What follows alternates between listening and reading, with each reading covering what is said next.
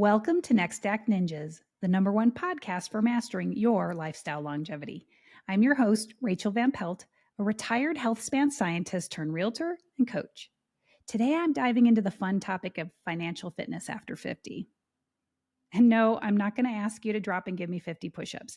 This is about fueling your dreams and supercharging your future. Financial fitness is not just about building your nest egg, it's about living a life that's bursting with energy and possibilities. But before we get started, let me ask you a question. What does financial fitness mean to you? Is it having a robust retirement fund that you won't outlive? Is it being debt free? Or maybe it's the ability to support the lifestyle you love without financial stress. I'd love for you to share your thoughts in the comments below. I'm eager to hear what you have to say about this. Because I think of financial fitness as the heartbeat of your dream lifestyle. A robust financial plan is like a strong, healthy heart. That heart is pumping life into every dream, every ambition, every golden moment that you wish to cherish. Taking this metaphor even further, building up your financial fitness is very similar to building your cardiovascular fitness, your musculoskeletal fitness. And there are 4 keys to building fitness, financial or otherwise. The first key is unwavering commitment. Why do you even care about your financial fitness? What's going to keep you showing up day after day, even when you're not feeling it? Who are you doing it for? You're not going to have the motivation to put your workout clothes on, let alone get out the door for a walk day after day if you don't have a good reason to improve your fitness. So whatever you do, don't skip this step. Get connected to your why, anchor it into your system. Otherwise, any strategy that you implement is irrelevant. The second key to fitness is consistency. Think of your financial journey as a marathon, not a sprint. It's about taking steady steps towards your goals, much like a runner pacing their way to the finish line. And that consistency doesn't just start on race day, does it? It starts months before, when you commit to training, when you show up day after day and put in the work. This journey is for life. It's about building wealth span that lasts your lifetime. Hopefully even leaves a legacy. The third key is tracking. Monitoring your finances is like keeping an eye on your heart rate during a workout. It's about knowing when to push and when to relax, ensuring that you're always on the right track. Now, there's no need to obsess about tracking. You just need to take an honest look at your finances on a regular basis and not have your head in the sand. And what gets measured gets managed, doesn't it? So make sure you're tracking the right metrics. There are 3 important metrics: investment rate, or how much you're putting away every month, return on that investment, and your time horizon. Pay attention to those 3 things, and you're going to have a good feel for whether you're on track or not. The 4th key to building fitness is having good coaching. Even champions, they need coaches, don't they? The best athletes may already know how to train, but they still need outside perspective. They need someone on the outside looking in who can be objective about their performance and guide their training. It's the same with managing your portfolio. You may already know how to invest, but you'll still want financial advisors to coach you along the way. Once you have these 4 basic things in place, you're committed, you're being consistent, you're regularly tracking outcomes, you have good coaching, then you're ready to think about leveling up your overall performance. Up-leveling means improving your strength and stamina. That means diversifying your portfolio and creating multiple income streams. Diversification is your cross-training. Every investment you make builds different muscle groups. By diversification, I mean having a mix of stocks and bonds, precious metals, cryptocurrencies, real estate, you name it.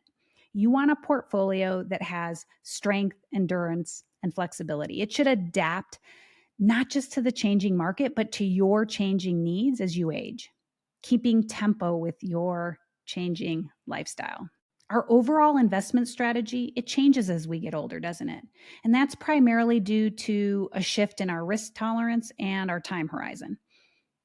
Obviously, when we were younger, say in our 30s and 40s, we had a long time horizon, so we could take more risks. We had plenty of time to recover from losses if we made mistakes.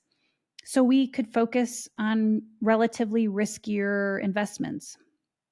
Our portfolio could be made up mostly of stocks and mutual funds because the idea was to capitalize on potentially higher returns while accepting higher risk. This was also a great time to explore alternative investment strategies like venture capital, cryptocurrencies, startup funds.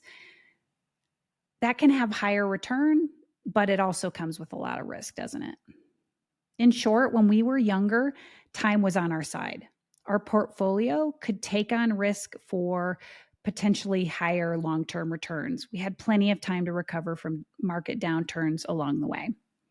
But now, as we get older and our time horizon shrinks, we must shift to relatively more conservative and balanced portfolios.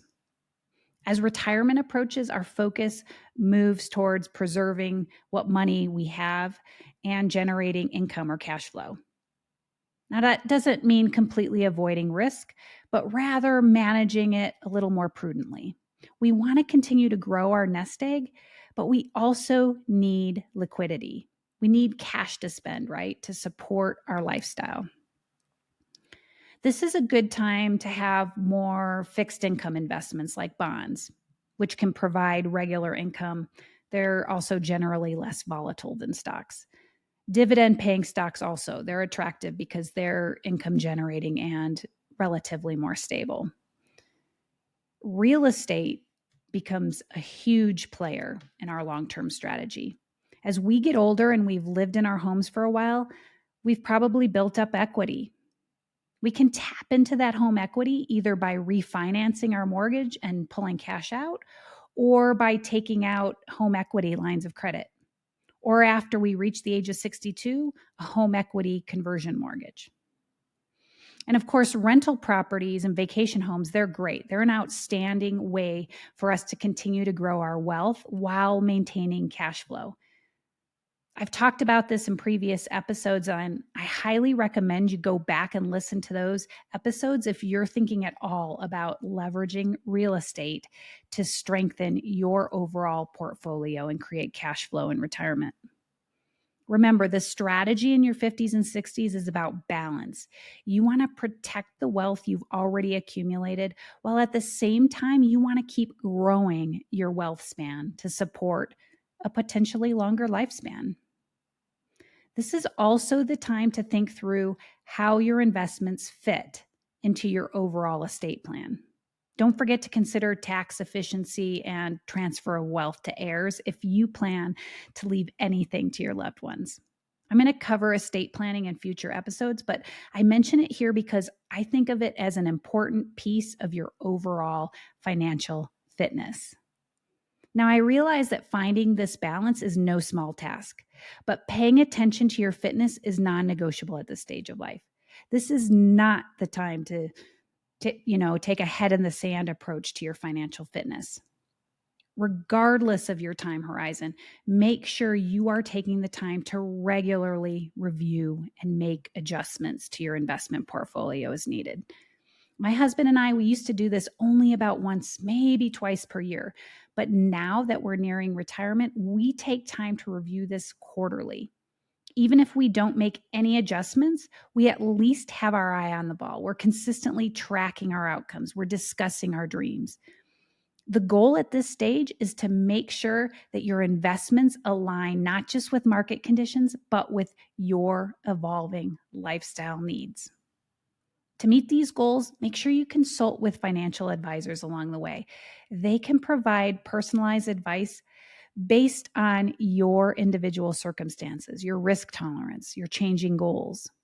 Just know that not all advisors are created equal. Few can advise you on every type of investment. They tend to be specialized and to stay in their lane. In fact, I find that many so-called financial planners primarily sell products like insurance policies, retirement mutual funds. While that's fine when you want these products, they don't really look at your financial situation holistically.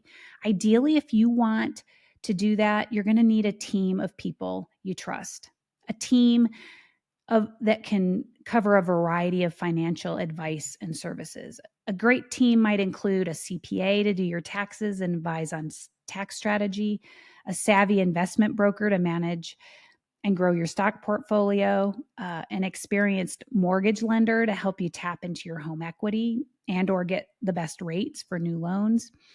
And of course, a knowledgeable realtor to advise you on real estate market conditions and to negotiate the best deals for you.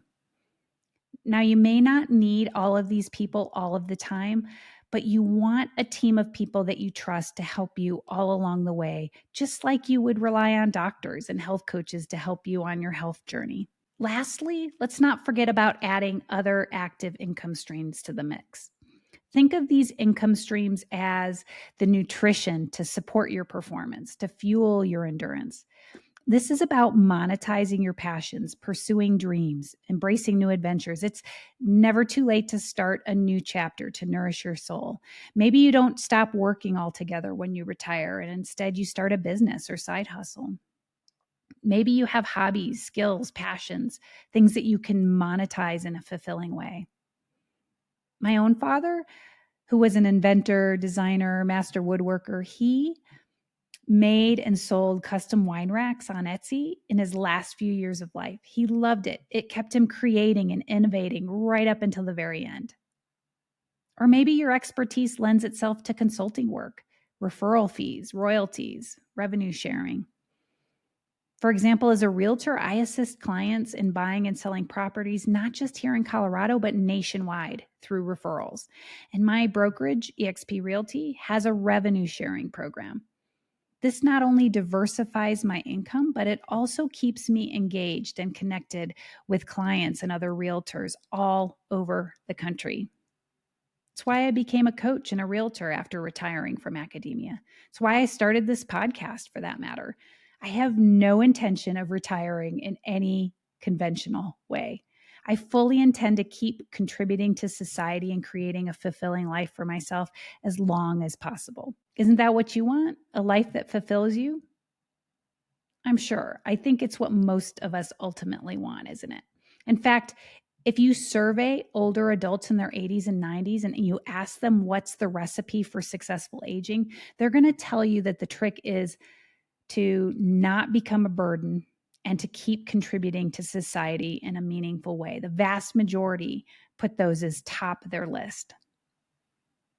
In other words, generating other active income streams, that's as much about staying relevant as it is about your financial fitness.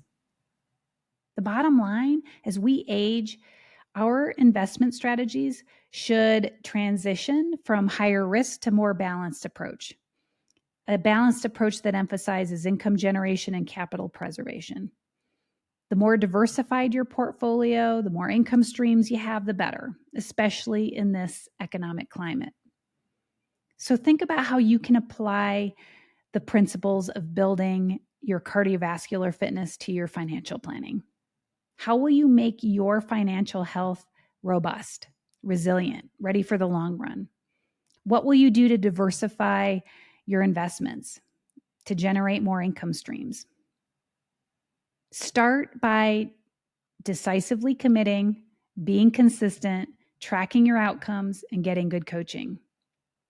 Remember, financial fitness after 50, it's not a one-size-fits-all approach. It's about crafting a strategy that aligns with your lifestyle goals and your aspirations. Whether you dream of traveling the world, spending more time with your family, pursuing new business ventures, your financial plan, it needs to support your dreams. Ask yourself, how can I make my financial future not just comfortable and secure, but exhilarating, fulfilling? And then take one bold step in that direction today. Maybe that means exploring a new investment. Maybe that means chatting with a financial advisor. Maybe it simply means discussing your dreams with your partner on a regular basis. Because while the best time to plant a tree was 20 years ago, the second best time is right now. I'm Rachael Van Pelt. Thank you for joining me today on Next Act Ninjas. Don't forget to subscribe to this podcast and share with someone you know who's also on the journey of mastering their lifestyle longevity. Until next time, live well, love more, age less, my friends.